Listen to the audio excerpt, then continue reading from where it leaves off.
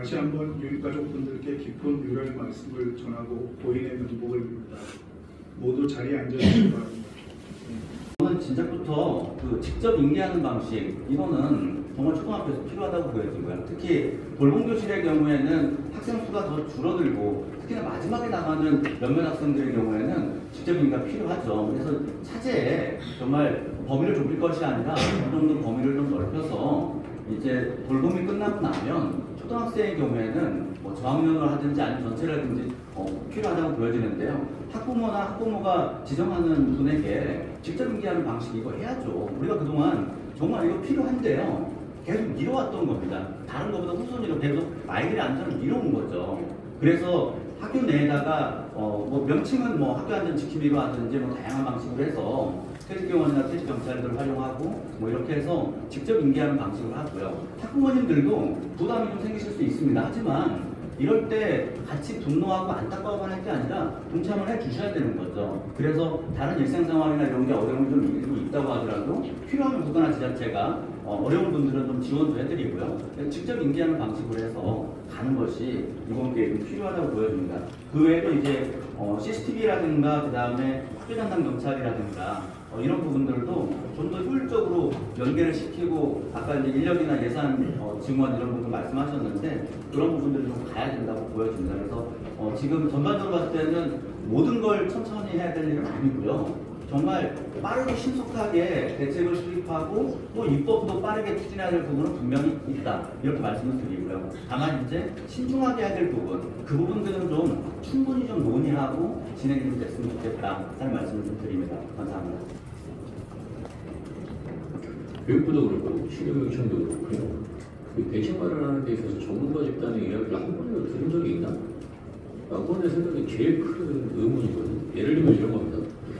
모 도교육청에서요, 교원의 복지 관련해서 절차를 까다롭게하겠다고 하면서 완치라고 하는 두 글자가 들어가지 않은 복지가 허용하지 않겠다라고 하는 발표를 했습니다.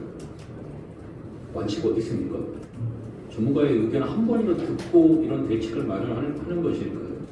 가장 의심스러운 현장에서 가장 우려하는 것은 바로 이 지점입니다.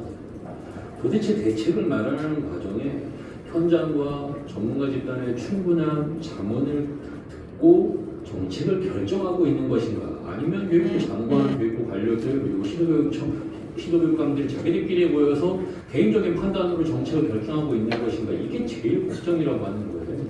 빠르고 신속한 대책이 필요합니다. 당연히 현장 교원단체들도 너무 걱정스럽고 불안하기 때문에 정말 효과적인 대책 마련이 필요하다고 보는데 그 과정에 있어서 과연 얼마나 그런 실효적인 대책이 막 준비되고 있는가 거기에 너무 큰 걱정이 있어서 그런 말씀들을 드렸다는 걸 말씀드립니다. 네, 정부 단체 그 대표에서 오신 분들의 의견은 전부로 수합이 된 것 같고요. 이제 자리에 앉아 계시는 분들의 의견을 좀 들어보도록 하겠습니다. 의견을 내기를 희망하시는 분들은 손을 들어서 말씀해 주시고 본인의 이제 소속과 성함 말씀해 주시고 그다음에 의견을 주시기 바랍니다. 온 조재호 교수라고 합니다. 제가 하늘이 사건을 접하고 나서 느꼈던 감정을 먼저 말씀드리겠습니다. 먼저 참담함이었습니다. 참담. 그리고 다른 모든 사람도 그렇겠지만 우리나라에서 그 어린아이가 한 명 죽었을 때 느끼는 감정이 다 비슷비슷하겠지만 교사로서 느끼는 감정은 또 다른 것이었습니다. 그런데 거기에 한 가지 더 제가 오늘 광주에서 이거 한다고 해서 온 이유 중에 하나가 어떤 느낌이 들었냐면 제가 가해자 같은 느낌도 들었습니다. 그래서 이게 굉장히 이중적인 느낌입니다. 왜냐하면 제가 이제 복직을 앞두고 있었거든요. 그러니까 그 대전에 있었던 그 교사처럼 물증 진단을 받고 2번 이상 휴직을 했고 그래서 그 사건 터지니까 복직을 해야 되나? 사직서를 썼습니다. 지금 현재 사직서를 써서 내가 마치 가해자가 된 느낌에서 지울 수가 없어서 무슨 질병휴직위원회나 이런 건 가동이 안 되고 있거든요. 말씀하셨듯이 학교에서는 제가 복직을 한다 그러면 제일 먼저 확인하는 것이 뭐냐면 의사 선생님의 진단서에 완치가 있냐, 개월수가 있냐 이런 거. 근데 그거 외에는 따질 수 있는 게 없는 상황이기도 하고요. 그리고 제가 나섰는지 안 나섰는지도 잘 모르겠고요. 제가 가진 질병이 한 16년 정도 됐습니다. 그런데 그 기간 동안에 나름 열심히 살았고요. 아이들과 함께 회복도 많이 했다고 생각합니다.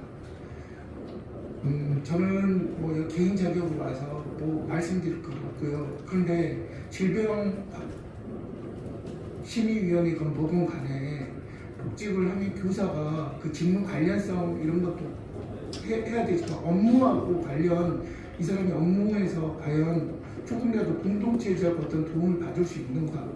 저는 다른 교사들한테 늘 폭탄이었습니다. 왜냐하면 아주 젊고 능력 있는 교사들이 옆에서 업무에 시달리고 있잖아요. 그리고 수업 실수에 시달리고 그러니까 제가 가면 흔히 짐이 되는 거예요. 짐이 되고 그러니까 그래서 휴직도 계속 하게 됐고 그래서 선택한 것이 시간 선택제였습니다. 시간 선택제는 약 100반 정도 공급이 나오고 4시간 정도 일할 수 있다. 그걸 하니까 제가 열심히 하겠더라고요. 그나마.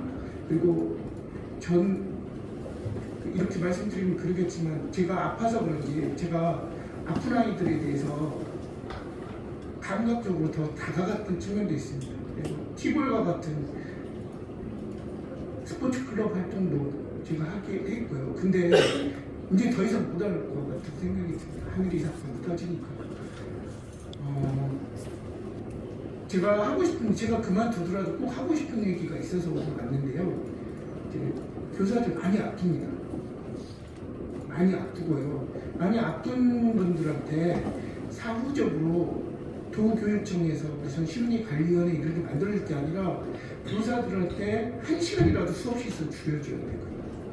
조금이라도 업무 줄여줘야 되고요. 그리고 그것이 가능할 수 있는 어떤 제도가 지금 있습니다. 시간선택제 대한초교에서 말씀해 주셔서 감사한데 시간선택제 같은 경우는 교육인사관리위원회에 분명히 조문안은 돼 있는데 교육청에서 마음대로 운영하도록 돼 있거든요. 안 하는 데도 있고 어떤 데는 3년 제한도 두고 어떤 데는 3년 제한 없는 데도 있고 또 일반 공무원에 비해서 전혀 뭐라 그럽니까? 교직은 전문단체니까 전문성이 있는 단체니까 하지 말라고 하는 식으로 운영하는 식으로 지금 되어 있거든요. 교원 인사관리 규정 36조만 한 번만 좀 살펴봐 주십시오. 그것만 살펴봐 주시고요. 어떤 교사들은 건강하게 아프지만 전 당뇨병도 있습니다. 근데 그거 갖고는 아무 말도 안 하거든요. 근데 제가 우울증이랑 공황장애 있다고 해서 이제는 쓰면 이제 범죄자처럼 느껴지게 돼버립니다. 좀 이상하다고 생각합니다. 그런데 학교에 가면 많은 아이들이 아프기도 하면서 학교 다니거든요. 근데 저는 이런 생각을 합니다. 아프고 힘든 못된 교사들 다 걸러내면 정말로 건강한 교사들만 남느냐? 저는 아니라고 생각합니다. 그거는 교사들도 스스로 무덤을 파는 길이고 우리 교육이 결코 좋아질 거 없고 그리고 죽으나 하늘이도 바라지 않을 거라고 생각합니다. 이상입니다. 알겠습니다. 네, 말씀해 주시죠. 네, 선생님 말씀하시면서 저도 선생님 소속하고 네, 안녕하십니까. 저는 부산교사노조 정책 일시장 받은지고 초등학교 교사입니다. 선생님 말씀 들으면서 입법을 하는 과정에서 상처받는 사람들이 나오면 안 됩니다. 이게 차별, 편고, 배제하는 것이 옳은 일은 아니라고 생각을 하거든요. 장애인들도 자신들의 직업을 가질 수 있듯이 정신장애인들도 그런 부분들이 치료를 받으면서 얼마든지 정상적인 업무를 할 수 있다는 것이 모두에게 인식이 되어야 하고 그런 것을 겪으면서 사람들이 살고 있다. 그것이 사회다라는 걸 모두가 알아야 한다고 생각을 합니다. 학교는요, 사실 그 어느 곳보다 안전한 장소에 속한다고 저는 생각을 해요.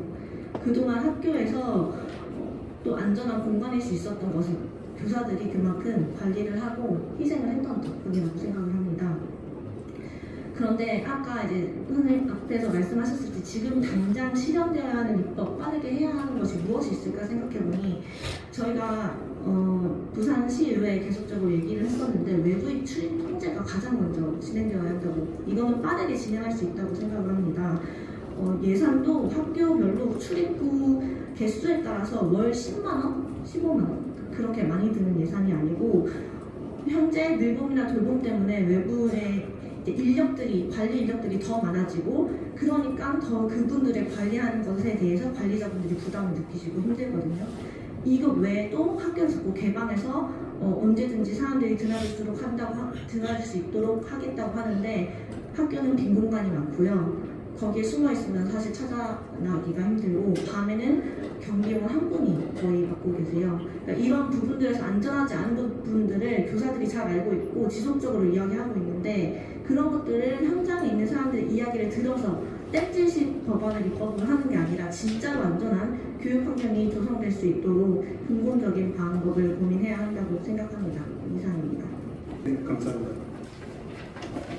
좀 죄송한데 외부인 출입과 관련해서 조금만 더 말씀드려도 네네. 감사합니다. 아까 대면인계와 외부 출입 통제 강화, 이거는 약간 상치되는 부분이 있다고 생각을 합니다. 대면인계를 하려면 외부인이 들어갈 수밖에 없죠. 학부모도 외부인이라고 볼 수 있으니까. 대전 같은 경우에는 아까도 말씀드렸지만 그 정신이나 졸업생이 수업 중에 들어와서 피습을 한 건 이후에 외부인 통제가 굉장히 강화됐습니다. 그래서 해당 학교도 외부인 통제에 분당 경계심을 가지고 하던 상황이었습니다. 그리고 그 당시로 돌아가서 생각해보면 돌봄실도 2층에 있었고 그 아이가 1층으로 내려오는 그 상황에서 그 교사가 아이를 데리고 간 것이기 때문에 그 대면인계로서 이것을 막을 수 있다라는 거에 대해서는 사실 좀 더 신중한 접근이 필요하다고 생각을 하고요. 그리고 선생님들이 계속 우려하시는 게 일반적인 우울증을 가지고 있는 교사들과 이 사건을 동일시해서 하나의 카테고리로 묶으면서 잠재적 범죄자라고 취급을 당하는 것에 대해서 굉장히 우려를 하고 계시는데, 저는 사실 이 자리에서 저희들의 발언 속에서도 계속 이게 약간 혼재되어서 얘기하고 있는 것은 아닌가라는 생각을 합니다. 왜냐하면 정신적으로 많은 어려움을 겪고 계신 선생님들은 분명히 존재하고 많이 늘고 있습니다. 그분들에 대한 지원은 지원대로 해야 되는 것이 맞고요. 이 상황은 그냥 범죄를 저지른 사람이 있었는데 그 사람이 교사였던 거고, 하필이면 그 사람이 또 정신질환을 가지고 있었던 거예요. 그러니까 이것은 별개의 문제로 봐서 해야지 자꾸 이렇게 혼용하면 안 된다는 말씀을 좀 드리고 싶고, 근데 예방에는, 그러니까 정신질환을 가진 교사들이 더 심각해지지 않게끔 하는 예방은 당연히 필요하다고 생각을 해요. 하지만 이 상황에 대해서 저희가 좀 직시해야 될 것은 있다고 생각을 합니다. 그게 바로 뭐냐면, 고위험군 정신질환을 가진 사람이 돌발적으로 이 행동을 저질렀다는 것이에요. 우발과 돌발은 좀 다르거든요. 돌발적인 행동이었습니다. 그러니까 다시 이런 상황이 또 벌어졌을 때 우리가 어떻게 대처할 수 있냐에 대해서는 조금 고민해 봤으면 좋겠는 게, SPO도 좋고 CCTV도 좋고 다 좋습니다. 그러면 그게 있다고 해서 돌발적인 상황을 막을 수 있느냐? 그건 아니거든요. 핵심을 놓치지 않는 방안이 좀 마련이 됐으면 좋겠다는 말씀을 드리고, 겹칠까봐 말씀을 안 드렸는데 근데 이거는 좀 말씀을 드려야 될 것 같습니다. 그러니까 그 핵심을 놓치면 안 된다. 그리고 뭐 하늘의 법이든 어떤 법이든 명칭보다는 아무튼 이 법안이든 규정이 만들어질 텐데, 이것이 제2의 아동학대법이 되어서 교육활동을 위축시키고 평범한 교사들이 불이익을 당하지 않도록 신중한 접근이 필요하다는 것을 말씀드리고 싶고, 그리고 교원의 정신질환을 검증한다는 얘기도 하고 있잖아요. 근데 저는 그 검증을 통해서 범죄자를 가려내려고 하는 건가 하는 생각이 들었습니다. 맞지 않는 얘기거든요. 그 검증은 범죄자를 가려내 색출하겠다는 목적이 아니라 지원과 치료가 목적이 되어야 되는 그런 방향으로 가야 되는데, 현재 나온 법안들을 보면 마치 범죄자가 전제를 깔리고는 지금 하는 것 같다라는 말씀을 드려서 느낌이 들어서 현장 선생님들도 굉장한 반발을 하고 있다고 생각을 합니다. 그리고 그렇게 정신질환 검증은 당연히 인권침해 소지가 될 뿐만 아니라 솔직히 답할 가능성도 굉장히 낮기에 그 결과값도 정확하지 않다고 말씀을 드릴 수가 있고요. 그리고 제가 좀 욕먹을 각오하고 좀 말씀을 드리도록 하겠습니다. 이 사건이 벌어지다 보니까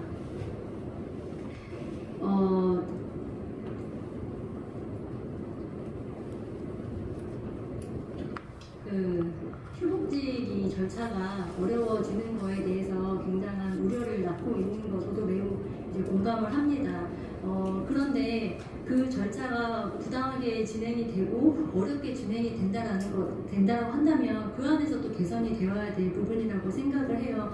하지만 저는 계속 의문을 제기할 수밖에 없는 게 이렇게 고위험군 정신질환을 가지고 있었던 그 교사가 어떻게 20일 만에 학교로 복직할 수 있었는가. 그 근거는 진단서밖에 없었는데 왜 그 진단서에 대해서는 아무도 문제를 제기하지 않는 것인가. 그리고 앞으로 이렇게 우리는 지하심의위원회가 열린다고 해도 의료 전문가의 진단서를 무게감을 두고 생각할 수밖에 없습니다. 그러면은 거기에 대해서 우리는 신뢰를 할 수 있는가? 또 이렇게 좀 상식적으로 이해하지 않는 진단서가 있을 때 모든 책임을 학교가 져야 하는 것인가에 대한 질문을 좀 던지고 싶고요. 그런 비단 비전문가의 제가 하는 말이 아니라 이번 사건과 관련해서는 다른 의사분들이나 전문가분들도 통상적이지 않은 과정이다, 이례적이다라고 말씀을 합니다. 제가 또 놀라웠던 것은 이 진단서 의사는 동네병원 의사가 아니고 대학병원 의사였습니다. 그렇기에 저는 꼭 짚고 넘어가야 된다고 생각을 하고요. 제발 똑같은 상황이 벌어진다고 했을 때 거기서 어떻게 해야 우리가 이거를 막을 수 있느냐부터 시작을 했으면 좋겠다는 말씀을 한 번 더 드립니다. 감사합니다. 네, 선생님 또 소속과 성함 말씀해 주시면 감사하겠습니다. 저는 강원도선호조 위원장 손민정이라고 합니다. 저 또한 이제 노조 업무를 하면서 비슷한 사안을 경험한 적이 있어서 사례를 좀 공유드리려고 하고요. 저희도 학교에서 선생님이 다른 동료 교원을 폭행한 사건이 있었습니다. 그 당시에는 이제 저희는 아까 이번 사안은 이제 뭐 신고할 정도의 사안이 아니라고 말씀을 하시는데 저희는 그 피해 교사가 굉장히 공포와 두려움에 떨고 있어서 그 즉시 이제 신고를 한 상황이고 다행히 이제 교장 선생님이 이제 그 선생님한테 법률 조치를 했을 때 그 선생님도 수용을 하고 바로 이제 조퇴 처리를 하고 즉시 분리가 되어서 이제 다행이라고 생각하는데 이번 사안에서도 이제 문제가 됐었지만 저희는 이제 저희가 겪은 상황에서는 경찰에 바로 신고를 해서 물론 경찰이 현장에 오기는 했습니다만은 수사 개시가 되기 전에는 학교에서 어떤 조치도 할 수 없었고요. 저희 선생님, 피해 선생님들이 굉장히 두려움을 떨고 있지만 경찰에서도 신변 보호를 해줄 수 없다는 답변을 받았습니다. 그런데 이제 같은 관내, 같은 지역에 같이 살고 있는 상황이기 때문에 이 선생님이 학교에서 그런 폭행을 저지르고 심지어 저희 그 사안에서는 이제 특수 폭행도 있었거든요. 이렇게 물건을 집어던져서 기물을 그러니까 사람이 맞지 않는 다행히 이제 그 앞에 떨어져서 기물 파손만 이루어진 상황이긴 했지만 굉장한 불안 속에서 경찰에 신변보호 조치를 요청했지만 그럴 수 있는 근거도 없다라고 해서 이제 그 선생님은 피해 선생님은 병가를 내고 이제 집에서만 그러니까 외출을 거의 할 수 없는 상황이었습니다.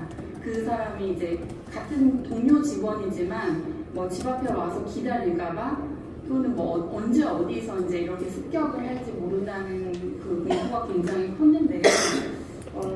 지금 이제 다행히 이 사안은 이제 교장 선생님의 이런 권유를 받아들여서 분리 조치가 된 상황이지만 지금 학교에서는 이렇게 직시 분리가 될 수 있는 근거가 없습니다. 그러니까 학교 폭력 같은 경우에는 가피해자를 직시 분리하도록 되어 있어서 가해 학생이 피해 학생을 만날 수 없도록 되어 있고요. 그런데 이게 교사인 경우에는 가해 학생이든 뭐 누구든 그냥 계속 이렇게 직면해야 되는 상황에 처해져 있습니다. 그러니까 이번 상황에서도 이렇게 폭력성이 좀 확인이 되었다면 즉시 분리될 수 있도록 조치가 되어야 하지 않는지. 그리고 또 하나 이제 저희가 교사들이 굉장히 이렇게 그러니까 학생이나 민원인에 의해서 위험에 노출되어 있을 때 많은 선생님들이 현장에서 이제 위험 상황에서 누릴 수 있는 대리라도 좀 설치를 해달라. 교실에서 이제 학생들이 폭행을 하는 경우가 굉장히 이제 일상다발사처럼 선생님들이 폭행을 당하는 경우도 많이 있습니다. 그래서 수업 중에 그런 상황이 발생했을 때 소리 지르는 걸로 누가 달려와 줄 수 없다. 그래서 교실에 벨을 설치해달라라는 요청이 굉장히 많았는데요. 그 그것 또한 뭐 법적으로 굉장히 문제가 있고, 그리고 뭐 이걸 눌렀을 때 학교에서 과연 누가 달려올 것인가에 대한 문제점, 여러 가지 문제점들로 인해서 현장에서 시행되지 못하는 경우가 많았었거든요. 그런데 이게 교사든 학생이든 누구든 학교 안에서 안전해야 된다고 하면 사실 뭐 대면 인계 뭐 이런 것들도 뭐 학교에 추가로 투입되는 인력들에 대한 정신질환도 다 검증이 될 수 있는 것인지, 지금 상황 같은 경우에는 교사에 의한 일이라면 이렇게 비정규직 인력은 더더구나 검증이 어렵다는 생각이 듭니다. 그러면 위험한 상황에서는 교사든 학생이든 교직원이든 누구든 누를 수 있는 긴급 벨을 설치한다든가 하는 이런 실질적인 대안이 좀 필요하다고 생각합니다. 이상입니다. 이렇게 선생님 또 말씀 주시죠. 네, 안녕하십니까. 초등교사 노동조합위원장 정수경입니다. 아까 대한초등교사협회 회장님도 말씀하셨고 조금 겹치는 부분이 있어서 말씀을 안 드리려고 하다가 지금 학생 인계에 대한 부분이 계속 언급이 되는 것 같아서 말씀드립니다. 학부모님들께서 늘봄학교 8시까지 학교에 있어야 하는 굉장히 학생들 입장에서는 아동학대에 가까운 그런 상황을 학부모님들께서 학교에 늘봄학교에 보내는 이유는 단 한 가지입니다. 학생들이 다른 차량을 이용하지 않고 안전한 공간에 있을 수 있기 때문입니다. 그런데 이 안전한 부분이 구멍이 이번에 뚫린 것입니다. 학생들이 태권도라던가 피아노 등 그 차량을 이용하는 학원에 가지 않고 지금 늘봄학교에 있는 공간에서 상당히 공간이 부족해서 경영 공간, 전용 공간이 아닌 일반 교실을 늘봄으로 사용하는 경영 공간이 있으면서까지 이렇게 보육이 아닌 그런 안 좋은 상황에서까지 늘봄을 지금 하고 있는데요. 저희 학교 같은 경우에는 대면 인계가 진행이 됐을 때 늘봄 교실 옆에 인계를 하시는 분이 자신의 이름을 적고 가는 방식으로 인계를 했었습니다. 그런데 저희 학교에서도 이제 다른 어떤 외부인으로 인해서 뭔가 안 좋은 상황이 발생을 했고, 그래서 이제 대면 인계를 1층 유리문 현관 앞에서 하도록 방식이 바뀌었습니다. 그래서 결국엔 학생이 그 2층 늘봄 교실에서 1층 유리문 현관 앞까지 혼자 걸어가야 되는 상황이 발생했습니다. 그래서 2층에서 1층까지는 또 불안한 공간과 시간이 발생을 한 것이죠. 이렇게 대부분의 학교에서 대면 인계를 교실 앞까지 오지 못하게 하는 그런 불안정한 상황들이 계속 발생을 하는 그런 상황이 있고, 그렇다면 이 안전한 상황이기 때문에 늘봄 공간을 학교로 한다라고 하는 전제가 이미 깨진 것입니다. 그러면 우리는 늘봄 학교를 어떻게 해야 하는가, 늘봄 정책을 지금 어떻게 재구조화해야 하는가에 대해서 초점을 맞출 필요가 있습니다. 지금 굉장히 많은 지자체나 아니면 여러 신도시에는 아파트에 커뮤니티 센터가 있습니다. 그 커뮤니티 센터는 아파트의 가장 입구에 현관 앞에 있는 그런 공간이고 굉장히 잘 마련이 되어 있는데, 이 공간이 잘 구성이 안 되거나 활용이 안 되고 그냥 썩어 나가는 그런 장소로 지금 계속 잘 활용 안 되고 있는 상황입니다. 이 공간을 지자체에서 대여를 해서 늘봄 센터를 만들면 어떨까 하는 제안을 저희 초등교사 노조에서는 2023년부터 계속 제안을 해왔고요. 사실 이 지자체에서 가장 성공한 늘봄 모델이라고 하는 것이 이미 서울중부형 모델이 있습니다. 서울중부형 모델은 1, 2년 성공한 것이 아니라 이미 10년 이상의 굉장히 단연간 성공해온 모델로 4층 건물에 1층에는 의무실이 있고 2층, 3층, 4층에 아이들이 놀고 쉬고 공부할 수 있는 그런 안전한 공간으로 구성이 되어 있습니다. 이것에 대해서 늘봄 정책이나 돌봄 정책이 계속 논의가 될 때 서울중부형 모델에 대해서도 굉장히 많은 분들이 이야기를 하셨어요. 그런데 이것에 대해서 지자체에서는 어떤 공간을 센터를 만들 공간이 부족하다, 아니면 예산이 부족하다는 이유로 계속 하지 않아 오셨는데, 그런 많이 이제 학생들이 줄어드는 그런 지역에서는 공간이 많이 생기기도 하고, 그리고 학생들이 과밀한 그런 신도시에서조차 아파트의 커뮤니티 센터나 이런 공간을 이용해서 지자체 센터를 지금 더 활성화해야 하는 것이 아닌가 하는 지금 늘봄 정책의 재구조화를 제안하는 바입니다. 이상입니다. 가 표현할 수 있는 가장 극단적인 방법이었습니다. 아이를 살해한 사건인데요. 좀 더 넓게 보면은 교사가 이런 극단적인 공격 행동을 보인 건 이것뿐만이 아닙니다. 2023년도 서희초 사건, 나 스스로를 살해하는 사건들이 계속해서 있어왔고요. 최근에는 인천 특수교사가 자기 스스로를 살해하는 극단적인 본격적인 방법이 있었죠. 아까 계속해서 여러 번 말씀이 나왔는데요. 왜 그럼 교사들은 이렇게까지 극단적인 방법으로까지 가야 하는 것인가에 대해서 정말 초점을 좀 맞춰주시기를 간절히 부탁을 드립니다. 교사들이 정신질환이 많다고 하지만 그 중에서도 특수교사의 정신질환이 굉장히 높습니다. 이 과정에서 학교 안에 여러 가지 문제들도 많이 인천 같은 경우는 수업 시간에 29시 수였고 이걸 견디다 못한 그 방법이 굉장히 극단적인 방법이었음을 꼭 이해해 주시길 바라겠고요. 여러 가지 입법들이 있지만 그냥 사후 예방이 아닌 사후의 처방이 아닌 정말 왜 교사들이 이렇게 정신질환을 가지게 되었는지 그것부터 좀 살펴봐 주시기를 바라겠습니다. 그래서 안전한 학교는 교사가 먼저 내 스스로가 안전함을 느껴야 아이들에게 안전한 환경을 제공을 할 수 있습니다. 교사들이 내 스스로가 안전하다고 생각할 수 있도록 그 교육 환경을 먼저 만들어 주실 것을 요청드립니다. 감사합니다. 당연히 돌봄교실 안에 학부모님이 직접 와가지고 인계하는 이런 방식을 얘기하는 건 아닙니다. 별도의 중간이 있어야 되고요. 그다음에 선생님 보고 직접 안내하라는 뜻이 아니라 별도의 안내 지원 진정이 있어야 돼요. 그런 방안들을 찾아서 그렇게 하자는 뜻이기 때문에 그런 걸 우려하는 말이라고.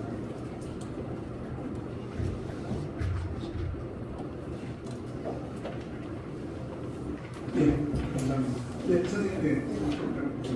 꼭 하나만 말씀드리고 싶은데 아까 말씀드린 학교에서 벌어진 사건이기 때문에 죄책감 갖고 특히 저 같은 경우는 병이 있다고 생각을 하기 때문에 더 묘한 느낌이 있긴 하지만 명료한 것은 뭐냐면 제가 한 가지 꼭 제가 여기서 진술을 꼭 하고 싶어요. 그러니까 제가 16년 동안 병원에 갔는데 정신병이라는 것이 제가 이제 당뇨도 5년간 약을 먹고 있고 16년간 정신과 의학 약을 먹고 있는데 정신과 당뇨병 환자 같은 경우에 제가 내라 그러면은 그 완치됐던 걸 낼 수가 있어요. 근데 정신과는 어떠냐면 혹시 그 정신병원에도 아침에 와요를 보면 잘 나오는데요. 저는 제가 갖고 있는 질환병이랑 지금 벌어진 사건이랑 전혀 무관하다고 생각이 들거든요. 어떠냐면요, 이 병은요, 공황장애나 우울증은요, 자기 자신도 어떻게 하지 못하는 슬픔만에 빠져 있어서 무기력한 병입니다. 자기 자신도 그리고 아이들, 제가 16년 동안 교단에 계속 쓰면서 계속 부끄러운 것은 아이들한테 부끄러운 거지 다른 사람한테 부끄러운 것은 한 번도 없었습니다. 그리고 아이들을 어떻게 해보겠다 이런 공격적인 생각을 한 번도 했고, 그런데 만약에 당뇨병 환자가 살인사건을 벌여졌으면 그 원인이 당뇨병 때문이라고 얘기를 안 했을 건데 왜 이걸 교사들의 정신질환과 연관을 지어가지고 이렇게 모든 교사들의 그러면 저는 진짜 이판 사판인데요. 지금 좋다. 내가 그러면은 적합하지 않다. 하지만 나는 시간 선택제 정도는 제가 업무를 열심히 했고 우수한 성적을 받았다. 그러니까 질환관리심의위원회에서 나를 좀 판단 좀 해주라. 이렇게 하고 싶어요. 저는. 근데 그런 거 안 하거든요. 안 도와주시거든요. 안 도와주시고 아무 그런 교사들이 갖고 있는 어떤 그 업무라든지 수업이라든지 이런 것을 대체로 안 주니까 학교 공동체는 거의 저는 붕괴됐다고 생각하는데요. 어떤 폭탄처럼 느껴요. 서로 일 안 하려면. 지금 현재 이제 2월 말 돼서 이제 학교 3월 가겠지만 그것이 얼마나 어떤 공동체성이 붕괴되는가 이런 것, 그래서 꼭 한 말씀 드리고 싶어요. 그러니까 예산 안 들이면 인원 안 뽑고 수업 실수 줄어들지 않으면 정말로 된다니까. 이게 너무 궁금한 말씀이지만 꼭 부탁드립니다. 그 점에 있어서. 예, 감사합니다. 평초 교사 강신입니다. 저는 경북교사 노조에서 선생님들이 상담하는 일을 하고 있는데요. 얼마 전 경북에서 행정실에 근무하시는 주무관분께서 선생님의 가방을 절도하려다가 걸린 일이 있었습니다. 그래서 저는 너무 당연히 교사와 같이 질환교원심의위원회가 있을 것이라 생각하고 이런 절차를 찾았지만 일반 행정직에 대해서는 질환교원심의위원회와 같은 절차가 없다는 답변을 받았습니다. 그래서 이분은 정신병원에 강제 입원을 하고 다시 학교로 돌아와서 비정규직보를 통해서 다른 학교로 이동 후에 정상적으로 근무를 하고 있습니다. 그래서 결국 저희가 지금 얘기하는 것은 안전한 학교를 만드는 것입니다. 교사를 어떻게 하는 것이 아니라. 그렇기 때문에 교원 외에 학교에 있는 내부인 전체에 대한 대책을 꼭 만들어주시기를 요청드립니다. 두 번째로는 같은 맥락일 수 있는데요. 새로운 인력을 투입하겠다는 이야기가 많이 나옵니다. 그렇다면 당연히 새로운 인력을 투입했을 때 이 사람들에 대한 확인, 검증 절차까지 어떻게 거칠 것인지 이것까지 포함한 대책이 나와야 된다고 생각합니다. 그래서 그 부분도 같이 고려를 해주시면 좋겠습니다. 이상입니다. 오늘 아주 많은 의견들, 소중한 의견들을 해주셔서 감사하고요. 오늘 잘 경청할 수 있었습니다. 교육부 교육청하고 논의하는 자리는 내일 국회 현안보고 이후에 공청회 자리를 마련하신다고 합니다. 그래서 이제 오늘 간담회를 좀 이제 마무리를 하려고 하는데요. 저도 이렇게 많이는 아니지만 이렇게 간담회 와보는데 의원님들 세 분이 이렇게 2시간 동안 이렇게 이석도 안 하시고 앉아 계신 경우는 많이 못 봤는데 오늘 김문수 의원님부터 좀 이렇게 마무리하실 수 있는 말씀을 한번 들어보도록 하겠습니다. 네, 정말 선생님들 너무 고생 많으셔요. 그만큼 저희들이 신중하게 잘 해야 되겠다는 생각을 했고, 어쨌든 이번 사건은 이 하늘이와 같은 똑같은 상황은 어쨌든 발생되지 않게 하는 것을 만드는 게 첫 번째 할 일이라고 봅니다. 이거는 당장 할 수 있는 일 같은 경우는 아까도 제가 보니까 우울증 때문에 그런 게 아니고 어떤 폭력성 때문인데 이 폭력성이 이미 사전 징후를 보였기 때문에 충분히 분리조치를 했으면 될 것 같아요. 그래서 그걸 할 수 있도록 당장 이런 거는 좀 제도를 만들어 볼 필요가 있다 이런 생각이 들고요. 다만 아까 이제 뭐 국민의힘 법안이라든가 보면 뭐 정신 건강 다 뭐 조사를 해야 된다 이거는 아닌 것 같습니다. 저도 이거를 반대한 적은 없는데 저한테도 이 문자를 엄청 보내더라고요. 저는 왜 저한테 이걸 보내나 저는 몰랐어요. 근데 이제 이번 법들을 아마 다른 당에서 이제 좀 말이 안 되는 과안법을 만들었던 것 같고 저희들은 그거 아니고 저도 이제 질병휴직위원회를 좀 실효성 있게 하려고 거기에 이제 다만 의사의 진단도 전문가라고 무조건 믿고 맡겨둘 일이 아니기 때문에 동료 교사 또는 뭐 가족, 뭐 학부모 제가 이제 좀 오버해가지고 막 나이르다 보니까 이제 학생도 넣었더니 학생에 대해서는 너무 또 문제가 있다고 해서 그런 부분을 또 좀 빼더라도 저는 약간 그러니까 의사한테만 이 판정을 맡겨둔 건 좀 문제가 있다 해서 동료 교사라든가 이제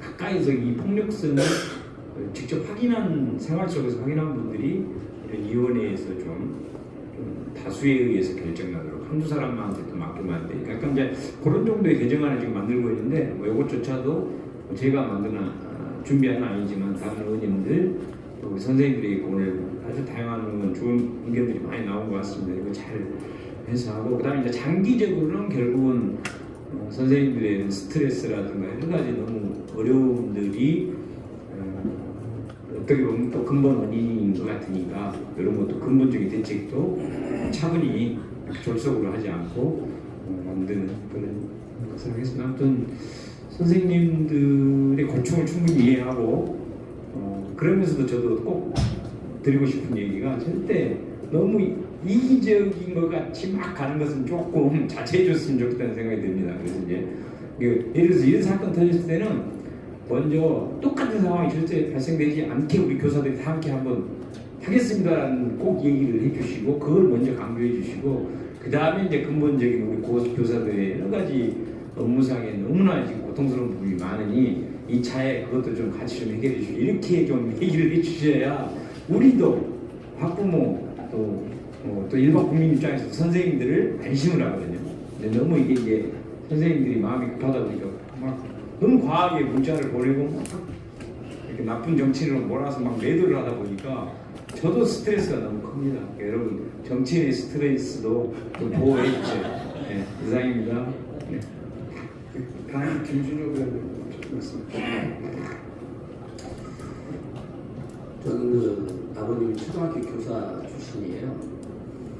어려서부터 아버지하고 같이 전근 다니면서 우리 아버지는 왜 이렇게 전근을 많이 다니셨는지 아버지가 다닌 학교의 90%가 폐교가 됐어요.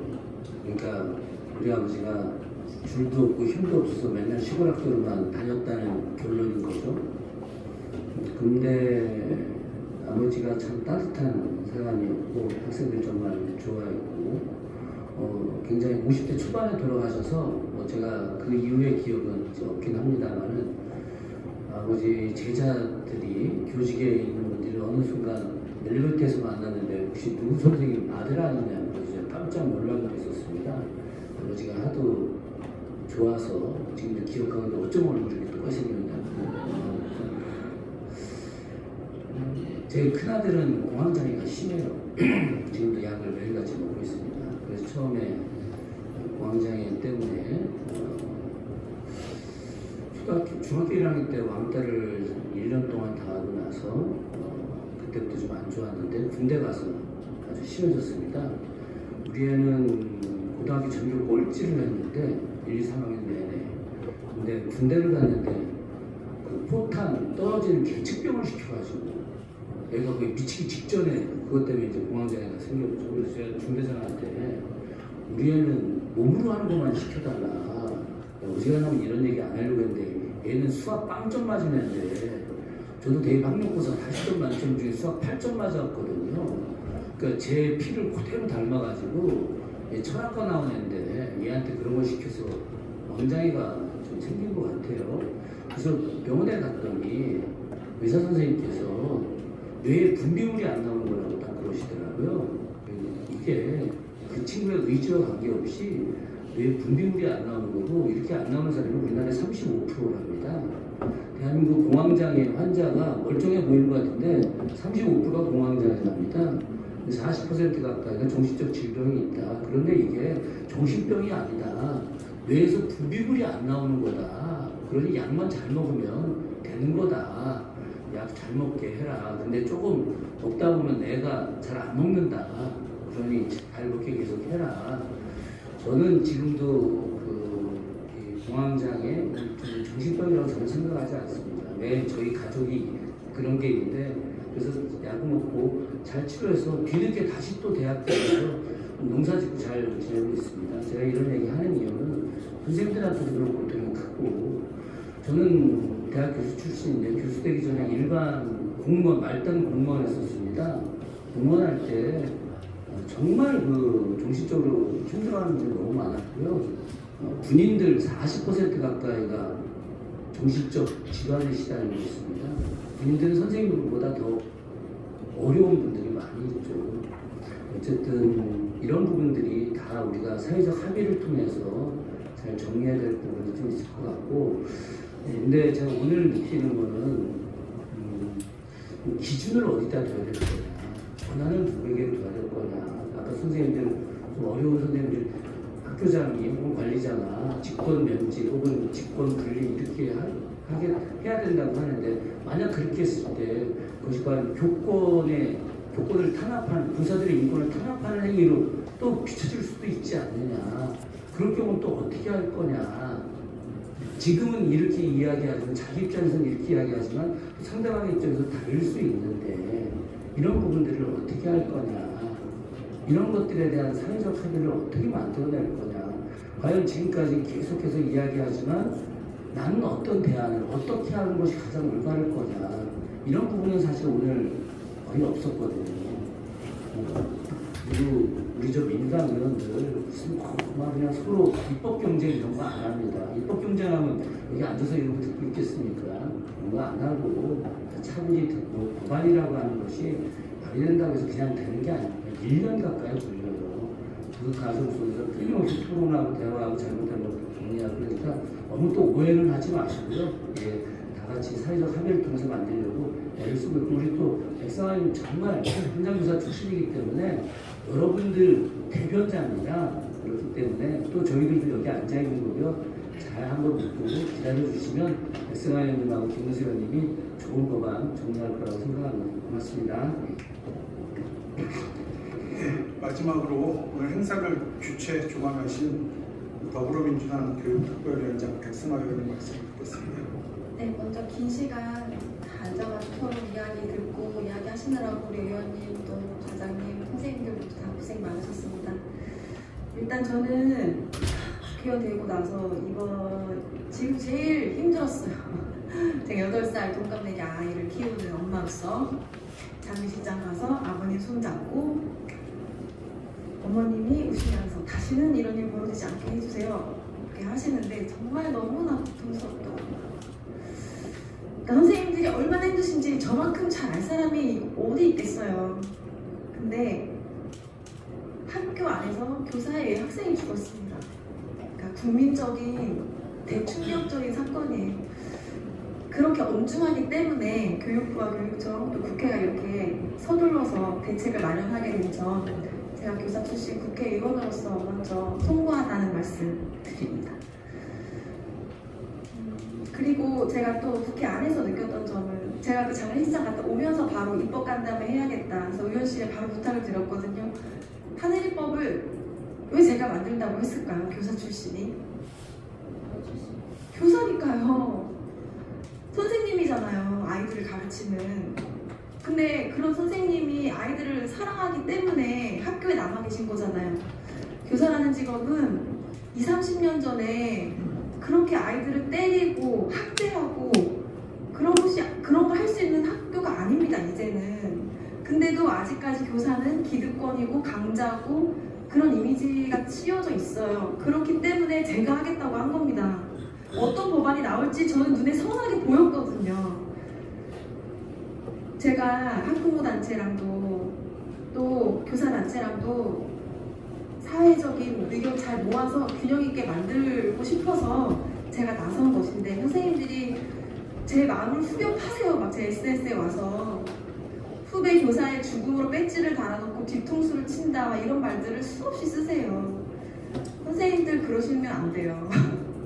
말씀하셨지만 제가 국회에서 선생님들 대변하느라고 얼마나 열심히 싸우고 있는데 법안심사소위 회의록 한번 보신 분 계세요? 없으시죠? 좀 보세요. 보시면 입법이라는 게 어떻게 이루어지는지 알 수 있으실 겁니다. 제가 지금 가장 많이 나온 의견이 위험한 교사는 즉각 분리해야 된다 이 의견이죠. 제가 올라오면서 차에서 대전에서 올라오면서 제일 먼저 든 생각이 이거였습니다.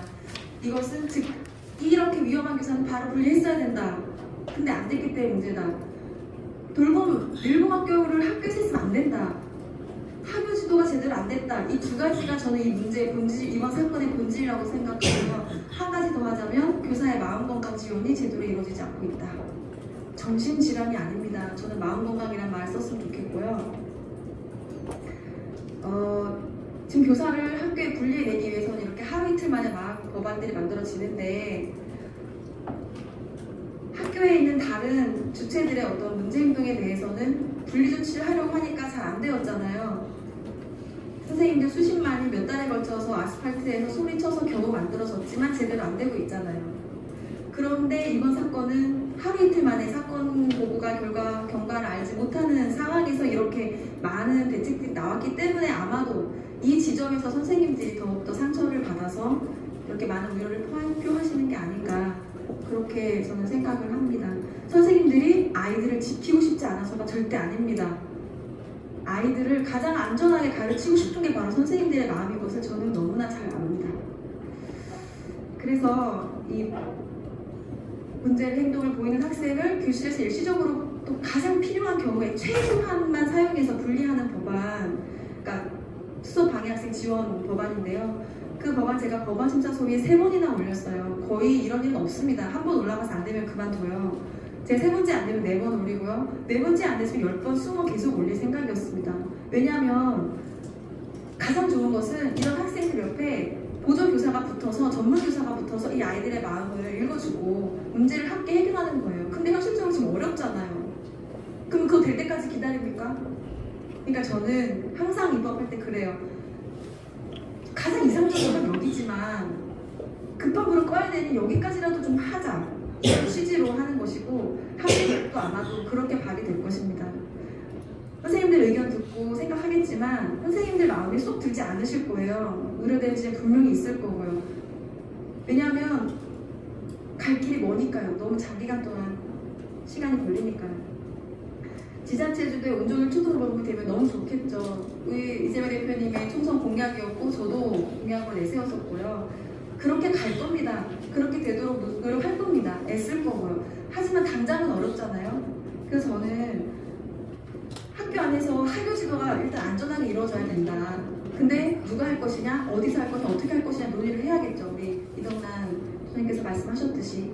또 위험한 교사인 걸 누가 판단할 거냐, 어디서 판단할 거냐, 원칙과 기준을 정해야겠죠. 저는 이 두 가지가 가장 키포인트가 될 거라고 보이고요.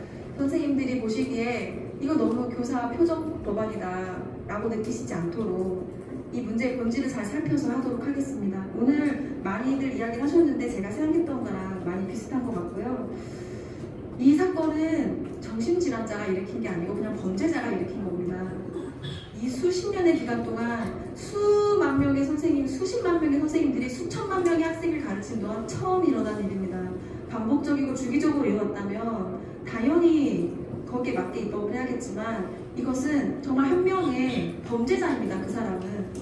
우울증 환자가 얼마나 많습니까? 보통 말씀하셨듯이 우울증 환자는 무기력해지기 때문에 남을 해치기보다 나를 해칩니다. 이런 것들이 다 신경 써서 다 반영이 되도록 최대한 노력하겠습니다. 그리고 이런 문제의식은 저만 교사 출신이라고 해서 저만 갖고 있는 게 아니라 우리 의원님들도 갖고 계시고요. 교육의 의원님도 생각하고 계시고 교원 질환 심의위원회 명칭부터 바꾸자고 아까 저희 교육비 정책 회의에서도 말이 나왔고요. 무엇보다 더불어민주당 당 지도부의 뜻입니다. 저희 이재명 당대표께서 교사의 자존감을 짓밟으면 안 된다. 선생님들의 인권이 침해되면 안 된다. 물론 다시는 학교 안에서 이러한 비극이 일어나서도 안 된다. 그걸 최우선시해야 하지만 그 대책이 교사 자존감을 짓밟아서는 안 된다고 직접 말씀을 하셨고 당 지도부의 지시가 있었습니다. 그러니까 저희 더불어민주당이 선생님들 뜻 잘 헤아려서 듣고 최대한 가장 합리적인 법안을 만들도록 노력하겠습니다. 선생님들이 저희 좀 믿고 좀 기다려주시고 의견을 개진해 주시면 좋을 것 같아요. 저 개인적인 부탁은 제 마음을 후벼 파지 마세요. 선생님들한테 일 힘들 게 하나도 없어요. 제가 나버리면 어떡하려고 그러세요? 에? 어떡하려고 그러세요? 이거는 사적인 이야기였습니다. 아무튼 우리 교육의 의원님들이 선생님들의 고충 다 너무 잘 알고 계시고 합리적인 법안을 만들겠다는 말씀 드리고 학교 안에서 너무나 고생하고 계신 선생님 또 학부모님들도 마찬가지입니다. 여론도 마찬가지로 지금 분위기 이상한데 왜 교사 표적으로 가지? 라는 여론이 형성되고 있습니다. 학부모님들도 그렇게 생각하실 거라고 저는 믿고 있고 일부 학부모단체랑 그런 소통을 하고 있습니다. 제가 수요일 학부모단체도 만나겠지만 선생님들의 생각과 크게 다르지 않을 거라고 저는 믿고 있습니다. 그래서 추후에 최대한 신속하게 법안을 만들 거고 선생님들이 하늘입법 자체를 반대한다 만들지 말라고 하셨지만 우리 입법부사처 이동란 의원님 말씀대로 부족한 부분이 분명히 있습니다. 레몬 댄스라고 하셨나요? 그런 부분에 대해서 동의하시는 선생님도 분명히 많이 계셨고요. 필요한 법안을 신속하게 다만 신중하게 만들도록 하고 이 안에 대해서 교원단체랑 또 충분히 논의하도록 하겠습니다. 오늘 장시간 너무너무 고생 많으셨고 감사합니다. 이상입니다. 오늘 저도 공부를 많이 했습니다. 필기한 게 해보니까 7장 정도 되더라고요. 그래서 저도 이 선생본능을 발휘해서 오늘 요약을 좀 해드리면 확실히 행정정책의 시간과 속도는 선생님들의 교수학습의 시간과 속도와는 많이 다르다. 그걸 많이 인식을 하셨을 텐데 그거를 서로 공유하는 장이 됐던 것 같고요. 그다음에 현장의 시각과 입법자의 시각이 매우 다르다. 라는 것도 확인을 할 수가 있었습니다.